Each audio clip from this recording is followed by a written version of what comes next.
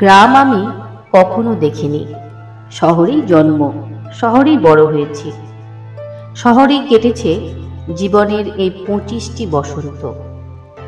আমার এক বন্ধু জুটেছে চাকরি করতে গিয়ে। বন্ধুর নাম সুজিত।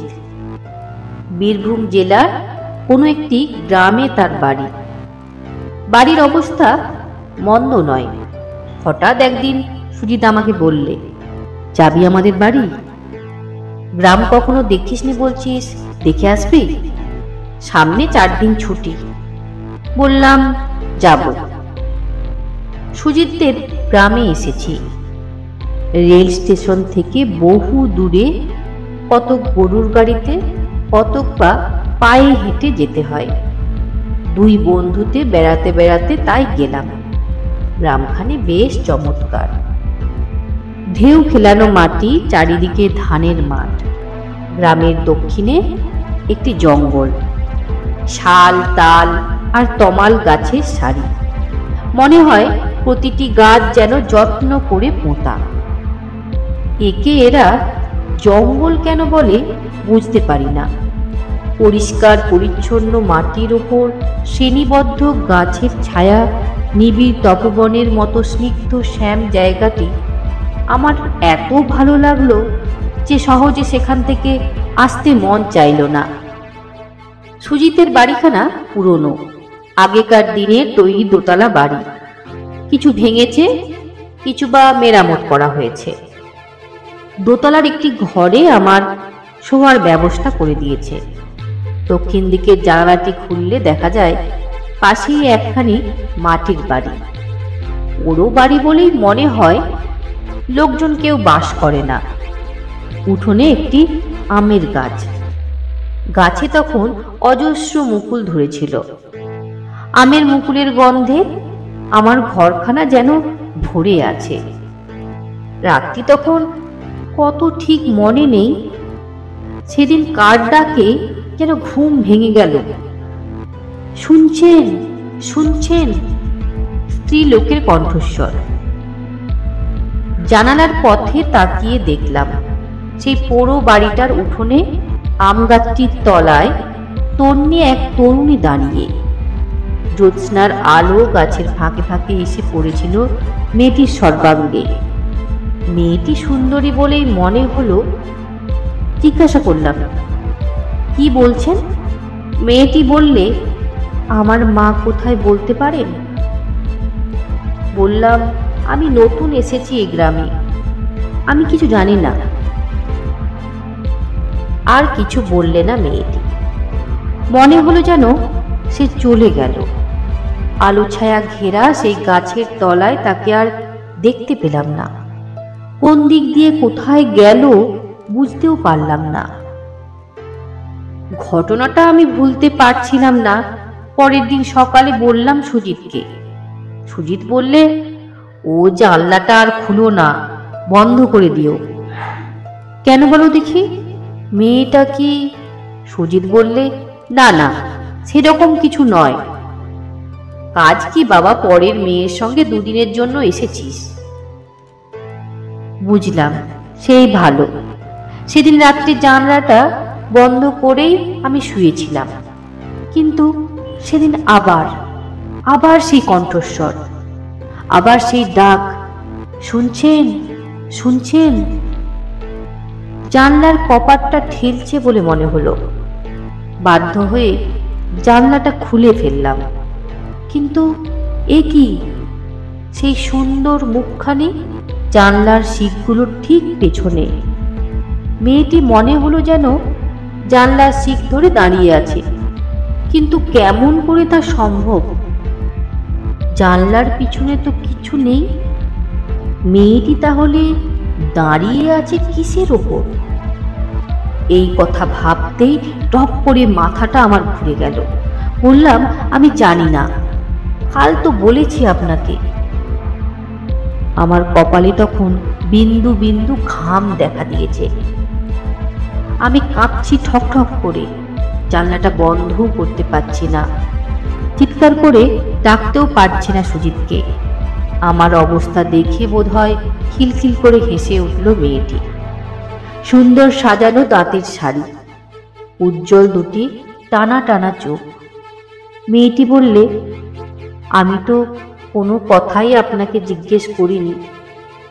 আমি জানি আপনি নতুন এসেছেন, কদিন থাকবেন। খুব খানিকটা সাহস সঞ্চয় করে জানলাটা বন্ধ করবার জন্য হাত বাড়িয়েছিলাম বোধহয়, কিন্তু জানলাটা বন্ধ করবার অবসর আমি পেলাম না। তার আগেই মেয়েটি এসে দাঁড়ালো একেবারে আমার সম্মুখে, ঘরের ভেতরে। আবার তার সেই হাসি। তারপর কি হয়েছে আমার আর কিছু মনে নেই। বোধহয় অজ্ঞান হয়ে পড়েছিলাম। জ্ঞান যখন ফিরে এলো দেখি আমি শুয়ে আছি সুজিতের ঘরে। সুজিতের ছোট বোন দাঁড়িয়ে দাঁড়িয়ে আমার মাথায় হাওয়া করছে। মাথার চুলগুলো ভিজে, মাথায় বোধ করি জল ঢালা হয়েছে। সুজিত দাঁড়িয়ে দাঁড়িয়ে হাসছে। জিজ্ঞাসা করলাম, হাসছিস যে, কি হয়েছিল রে? সুজিত বললে, কিরকম ভীতু রে তুই, ওরকম করে চেঁচিয়ে উঠেছিলি কেন? কেন তা আমি কেমন করে বলি? বললাম তারপর। সুজিত বললে, তোর চিৎকার শুনে ছুটে গেলাম, ভাগ্যিস দৌড়ে খিল বন্ধ করিসনি, নইলে কি যে হতো কে জানে। খুব হয়েছে আমার গ্রাম দেখা। পরের দিনই বললাম আমি কলকাতায় যাব। সুজিতকেও আসতে হলো আমার সঙ্গে। গ্রামে থাকতে সুজিত আমাকে কোনো কথাই বলেনি, কোনো রহস্যই ভাঙেনি। ট্রেনে আস্তে আস্তে সুজিত বললে, বেচারা সুবি, ওকে আমরা দেখেছি সবাই, কিন্তু আমাদের গা সওয়া হয়ে গেছে। আমরা গ্রাহ্য করি না।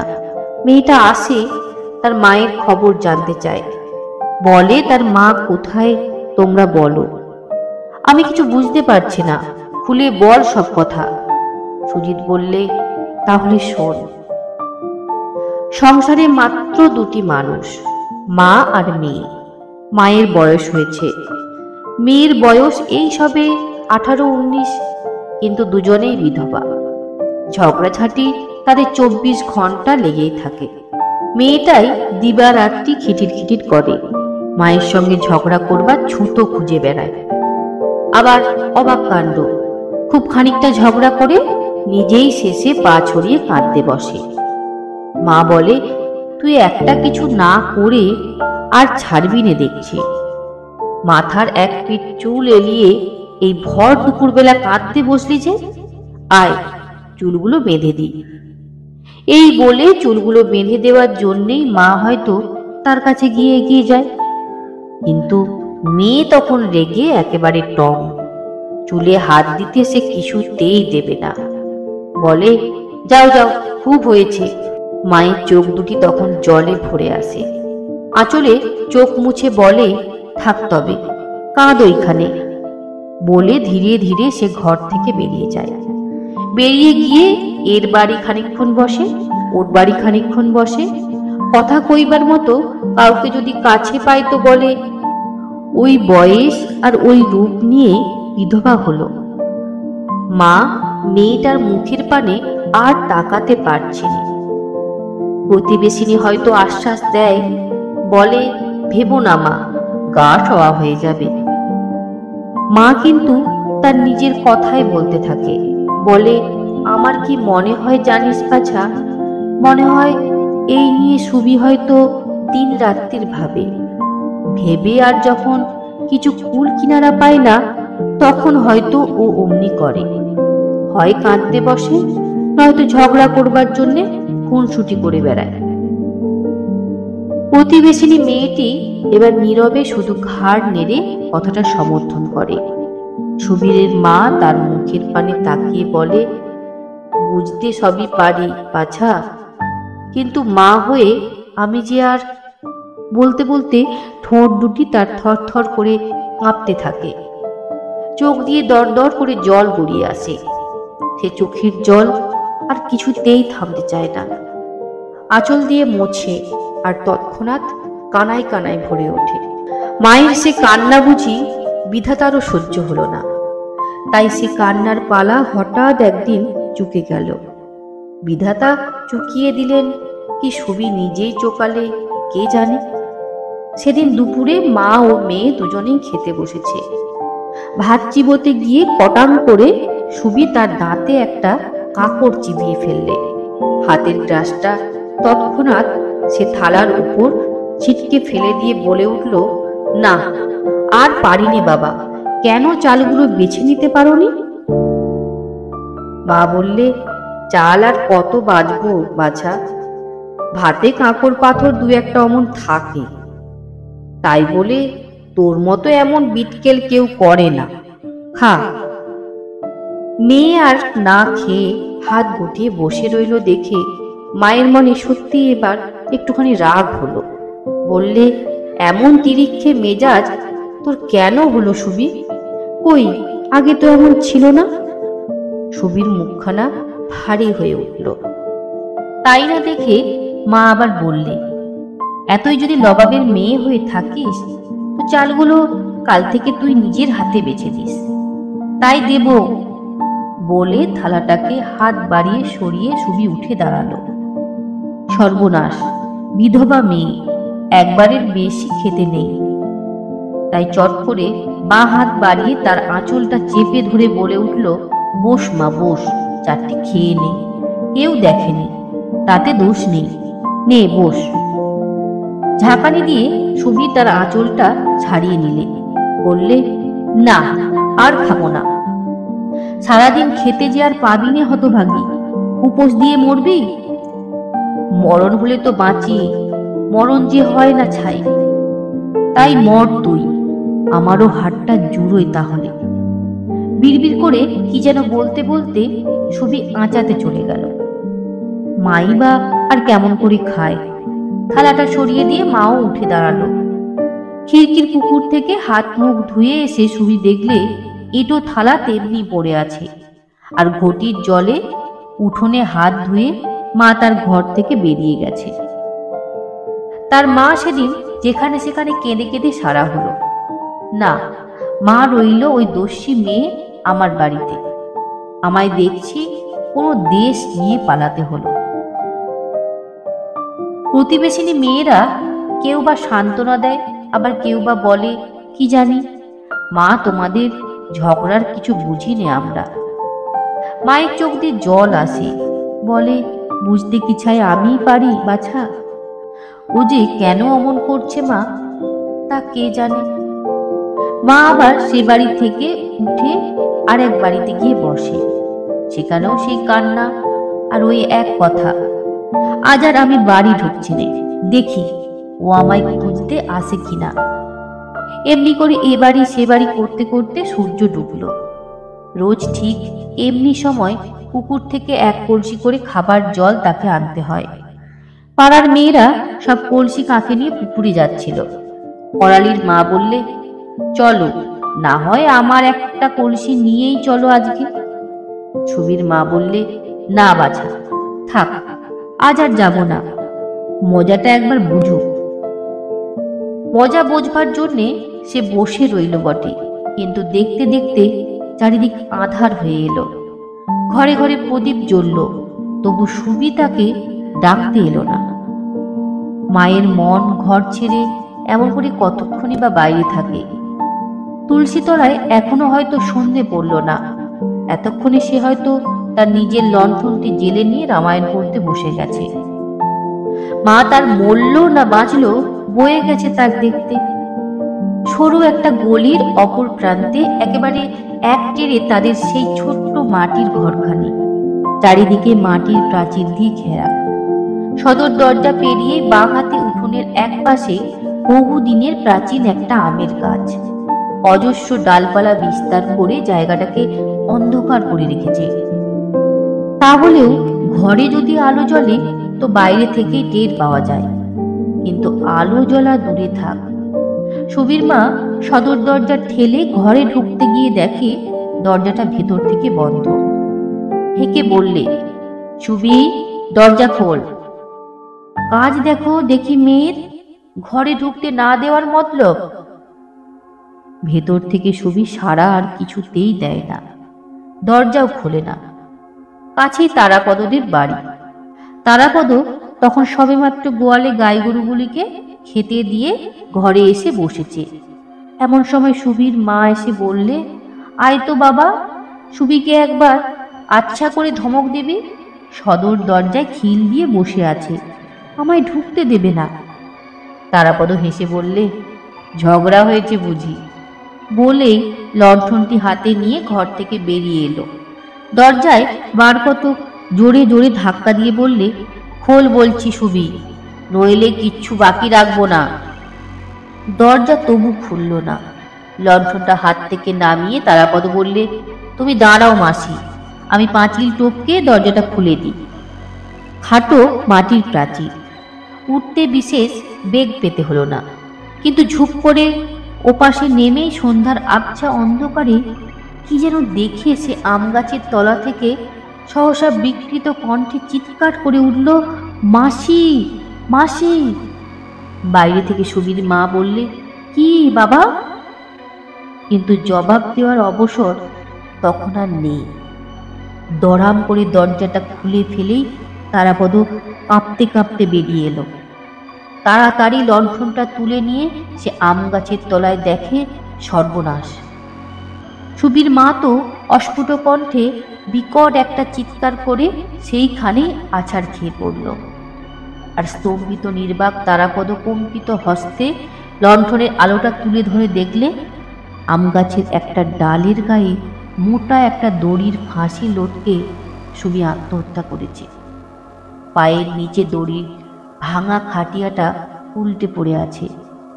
টকটকে ফর্সা গায়ের রং যেন দুধে আলতায় গোলা।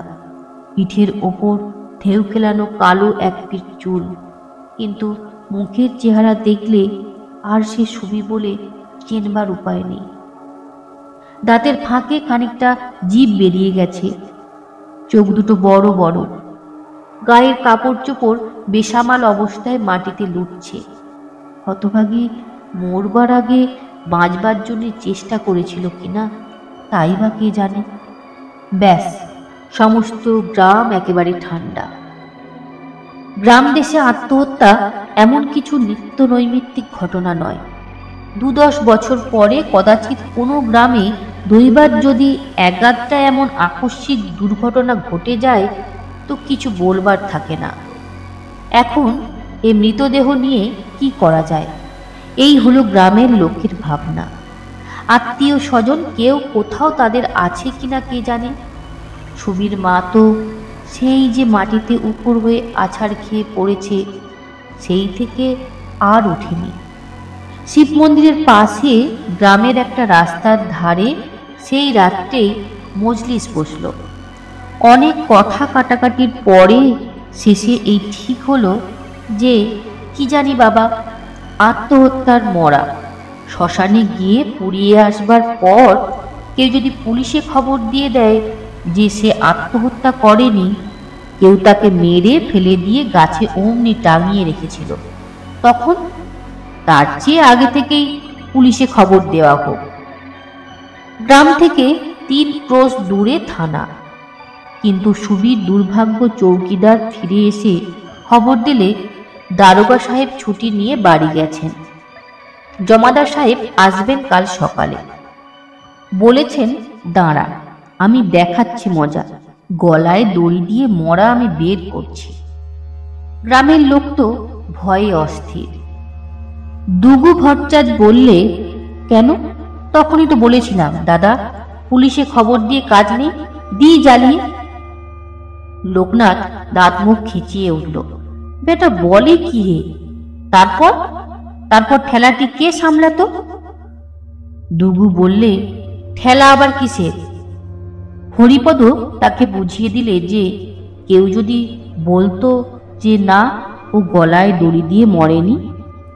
দুগু ভট্টাচার্যের সঙ্গে দিনের বেলা ঝগড়াঝাটি না কি সব যেন হয়েছিল। দুগু ভট্টাচার্য কালা মানুষ, কানে ভালো শুনতে পায় না। এদের আগেকার মন্তব্য যে কিছুই শোনেনি। হরিপদর মুখে তার নাম শুনে সে চিৎকার করে লাফিয়ে উঠল, খবরদার বলছি হরিপদ, মিছে কথা বলিস নে, আমার সঙ্গে ঝগড়াঝাটি কিছু হয়নি। সবাই তখন মুচকি মুচকি হাসছে। হরিপদর সঙ্গে শেষে হাতাহাতি হওয়ার জোগাড়। অনেক কষ্টে ভট্টাচার্যকে থামানো গেল, কিন্তু পরদিন সকালেও থানা থেকে জমাদার সাহেব এলেন না। গ্রামে মানুষ মরেছে, বাসি মরা তো হলোই, তার উপর আত্মহত্যার মরা। ঠাকুর দেবতার শিলা বিগ্রহের নিত্য সেবা যাদের বাড়িতে আছে তারা তো ভেবেই অস্থির। ঘর থেকে মৃতদেহটাকে বের না করা পর্যন্ত ঠাকুর দেবতার পুজো হবে না, এবং পুজো যারা করবে, পুজো না হলে তাদের জলগ্রহ করার উপায় নেই। লোকনাথের বাড়ি প্রত্যহ শালগ্রাম শিলার ভোগ হয়। সকালে উঠে ভিন্ন গ্রামে সে একটা প্রায়শ্চিত্ত করাতে গিয়েছিল। প্রায় বেলা 12টার সময় তেতেপুরে ফিরে এসে শুনলে পুলিশও আসেনি, এবং মরা তখনও ঘরের উঠোনেই পড়ে আছে। মরা দেখতে যারা গিয়েছিল, সকাল থেকে সুবীরের মা নাকি তাদের প্রত্যেককে কেঁদে কেটে হাতে পায়ে ধরে মরাটাকে একটুখানি বের করে দেওয়ার জন্য অনুরোধ করেছিল, কিন্তু কেউ তা শোনেনি। লোকনাথের তখন পিপাসায় কণ্ঠ রোধ হয়ে এসেছে। ভেবেছিল বাড়ি গিয়ে শালগ্রামের পুজোটা করে দিয়েই জল খাবে, কিন্তু তাও যখন হলো না, তখন সে নিজেই হনহন করে বেরিয়ে গেল। দেখা গেল আপাত মস্তক ঢাকা দেওয়া সুবীর মৃতদেহ আগলে তার মা আম গাছের তলায় একাকিনী চুপ করে বসে আছে। চোখে জল নেই, মুখখানি শুকনো। কেঁদে কেঁদে সে যেন হয়রান হয়ে গেছে। দরজার বাইরে থেকে লোকনাথ চেঁচিয়ে উঠল, বলি, ও ঠাকুরন, মেয়ে তো না হয় 7 ফুল উজ্জ্বল করে দিয়ে মরল, তাই বলে কি ও হারামদাদির সঙ্গে সঙ্গে আমাদেরও মরতে হবে নাকি? মরা বের না করলে যে ঠাকুরের ভোগ হয় না। মুখ তুলে একবার চাইতেই সুবীর মায়ের চোখ দিয়ে দর দর করে জল গড়িয়ে এলো। কথা সে কিছুতেই বলতে পারলে না, গলা তখন শুকিয়ে কাঠ হয়ে গেছে। লোকনাথ ভাবলে বুঝি মাগি এইবার হয়তো তাকেই অনুরোধ করে বসবে। রাগের মাথায় এখানে আসবার আগে অতটা সে ভাবেনি, তাই সে তৎক্ষণাৎ ঘোঁত ঘোঁত করতে করতে সেখান থেকে চলে গেল। জমাদার সাহেব এলেন সন্ধ্যের সময়। পিল পিল করে লোকজন তার পিছু পিছু ঢুকল সুবিদের বাড়ি, কিন্তু সেখানে গিয়ে দেখে আম গাছের তলায় সেই ভাঙা খাটিয়াটা মাত্র পড়ে আছে। সুবীর মৃতদেহ নেই, সুবীর মাও নেই। কোথায় গেল তারা? বাগদিদের একটা ছেঁড়া আঙুল বাড়িয়ে দূরের একটা পুকুর দেখিয়ে বললে, ওইখানে বসে রয়েছে দেখলাম, কিন্তু কখন যে সেখানে গেছে কেউ তা জানে না। লোকনাথ চলে যাওয়ার পর সুবীর মা নিতান্ত নিরুপায় হয়ে নিজেই একবার মৃতদেহটা তার কাঁধে করে তুলে নিয়ে যাওয়ার চেষ্টা করেছিল, কিন্তু ভারী মৃতদেহ কাঁধে তোলা তার পক্ষে সম্ভব হয়নি। তখন সে সুবীর মাথার দিকটা দুহাত দিয়ে ধরে কোনো রকমে টেনে টেনে তাকে ঘরের বাইরে বার করে, এবং অমনি করে একটু একটু করে দূরের ওই পুকুরটায় নিয়ে গিয়ে ফেলে। আরো দূরে নিয়ে হয়তো সে যেত, কিন্তু পুকুরের চারিপাড়ে শুধু শক্ত শক্ত কাঁকড় আর পাথরের কুচি। এমনিতেই সুবীরের রাঙা টুকটুকের পা দুখানি পথের ধুলোয় ম্লান হয়ে গেছে, তার উপর মা হয়ে এই শক্ত কাঁকড় পাথরের উপর দিয়ে মেয়েকে তার হিড়হিড় করে টেনে নিয়ে যায় বা কেমন করে। তাই সে ওইখানেই চুপটি করে বসে আছে। জমাদার সাহেব ভেবেছিলেন যা, এসে দেখলেন ঠিক তার উল্টো।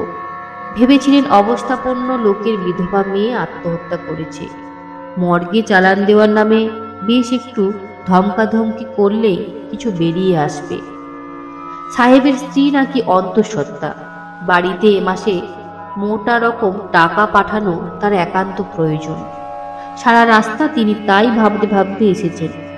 আত্মহত্যা করে মানুষ মরেছে, তার দরুন টাকা ঘুষ নিয়ে তিনি বাড়িতে পাঠাবেন, আর সেই টাকা খরচ হবে তার সন্তানের জন্মোৎসবে। তা হোক, পুলিশের কাজ করে অত সব ভাবতে গেলে চলবে না। কিন্তু সাহেবের দুর্ভাগ্য কি সৌভাগ্য জানি না, কিছু না নিয়েই তাকে ফিরতে হলো। মৃতদেহ সৎকার করবার হুকুম তিনি দিয়ে গেলেন।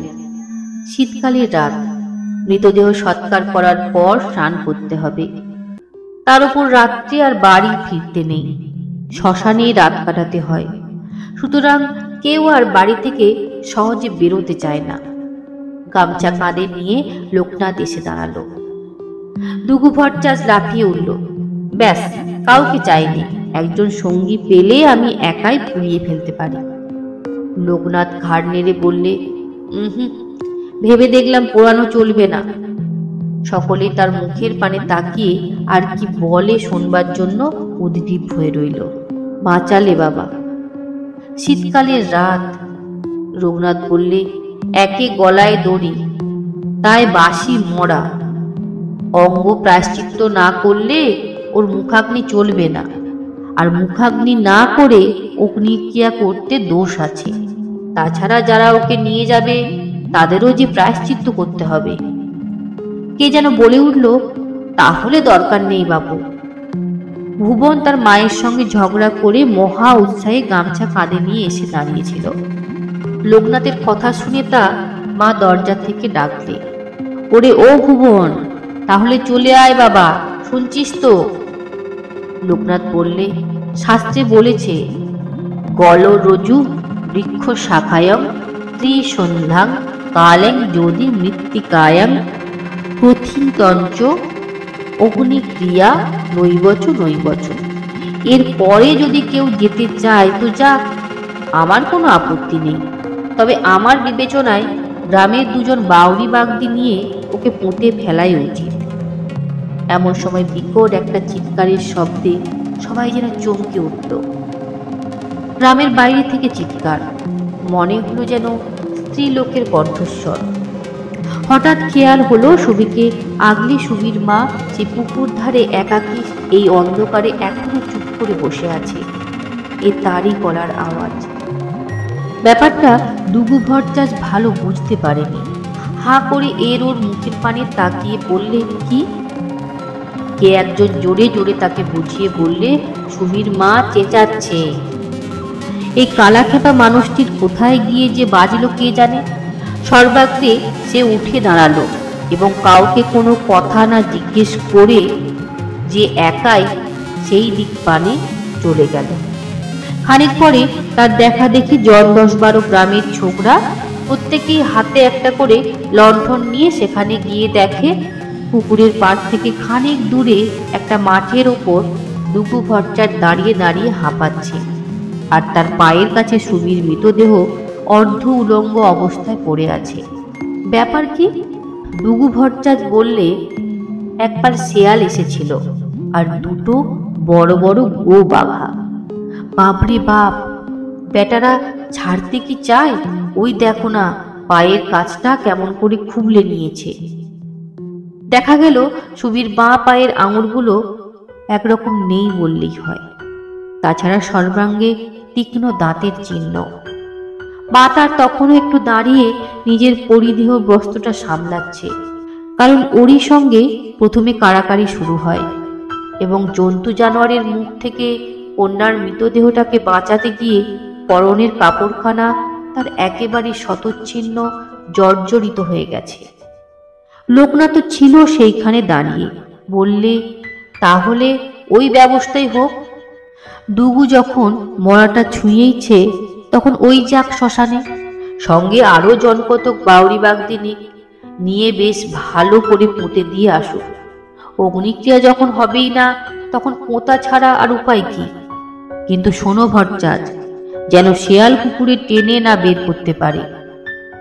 শেষ পর্যন্ত তাই হলো। মা তার একটি প্রতিবাদও করলে না। 2-1 দিন পরেই দেখা গেল গ্রামের খেকি কুকুরের দল কিসের যেন একটা মহোৎসব লেগে গেছে। খাওয়া খাই মারামারি করে তারা ক্রমাগত গ্রামের চারদিকে ছুটে ছুটে বেড়াচ্ছে। নিবারণ বললে, মেসের কুকুরের পাশে সুবীর আস্ত একখানা হাত নিয়ে কয়েকটা কুকুরকে কামড়াকামড়ি ছেঁড়াছেড়ি করতে সে দেখে এলো। তোমাদের বিশ্বাস না হয় তো তোমরাও সচক্ষে দেখে আসতে পারো।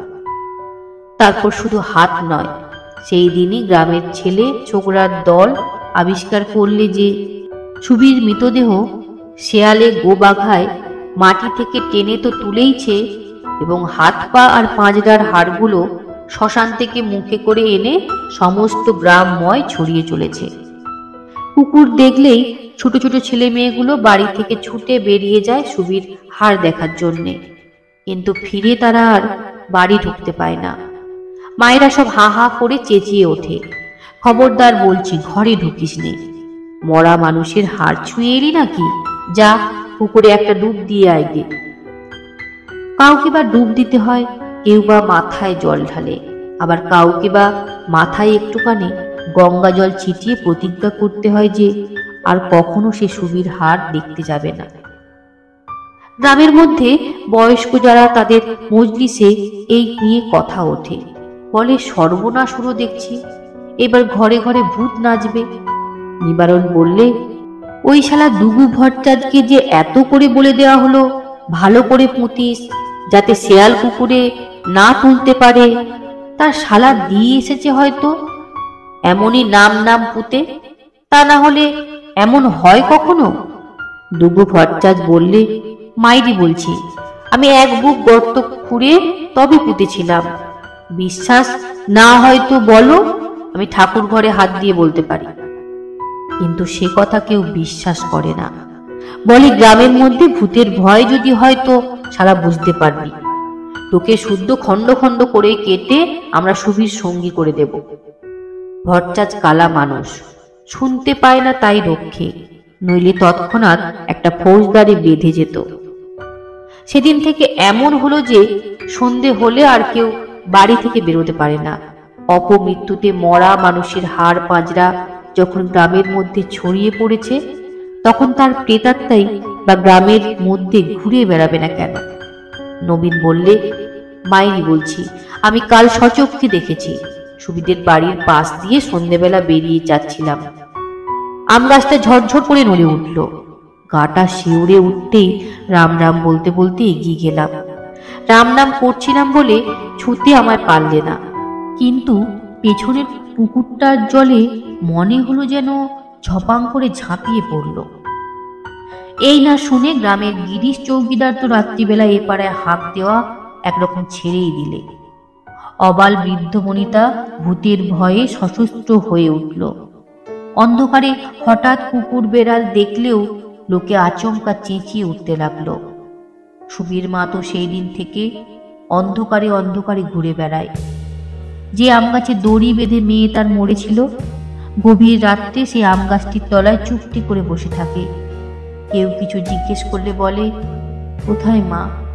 তার চিহ্ন কোনোদিন দেখতে পাই না, বলেই সে কাঁদতে থাকে। লোকে তা বিশ্বাস করে না, ভাবে বুঝি মাগে মিথ্যে কথা বলছে।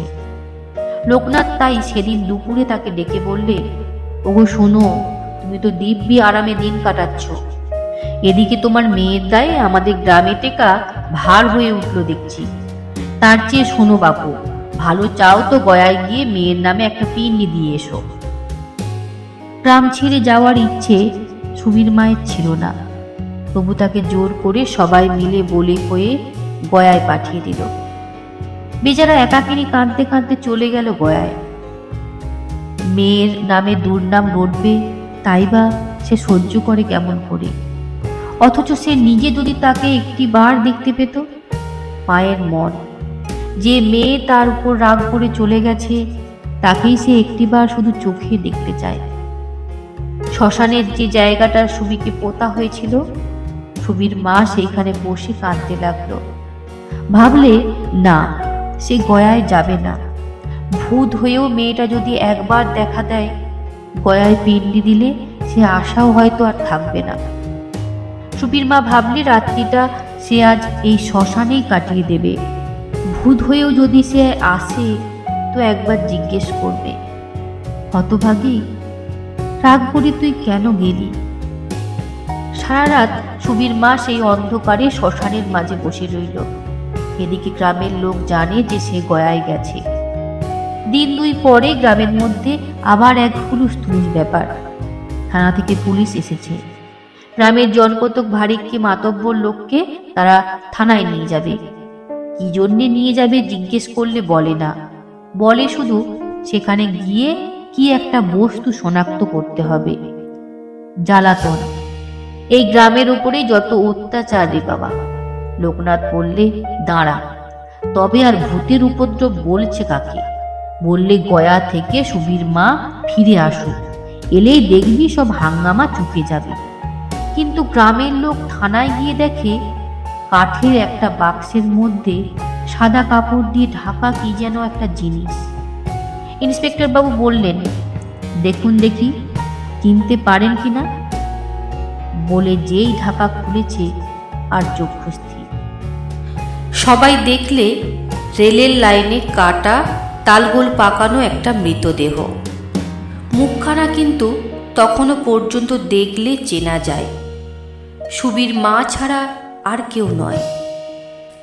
ব্যাস, সেই অবধি সুবিদের বাড়িখানা রইল অমনি পড়ে। মানুষ বাস করা দূরে থাক, সন্ধ্যের অন্ধকারে ওপর দিয়ে কেউ আর সহজে যেতে চায় না। যেতে হলে এখনও গা ছমছম করে। প্রথম বছর ঘরের খড় চাল গেল উড়ে, দ্বিতীয় বছর কাঠামোটাও গেল ভেঙে।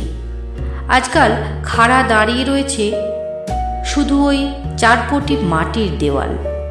যে আম গাছে সুবি মরেছিল, গাছটা এখনও ঠিক সেইখানেই দাঁড়িয়ে রয়েছে। বছরের পর বছর ঠিক সময়ে তার শুকনো পাতা ঝরে পড়ে, কচি কচি পাতাও গজায়। মুকুলের গন্ধে চারদিক আমোদিত হয়ে ওঠে। শেষে থলথল আম ধরে।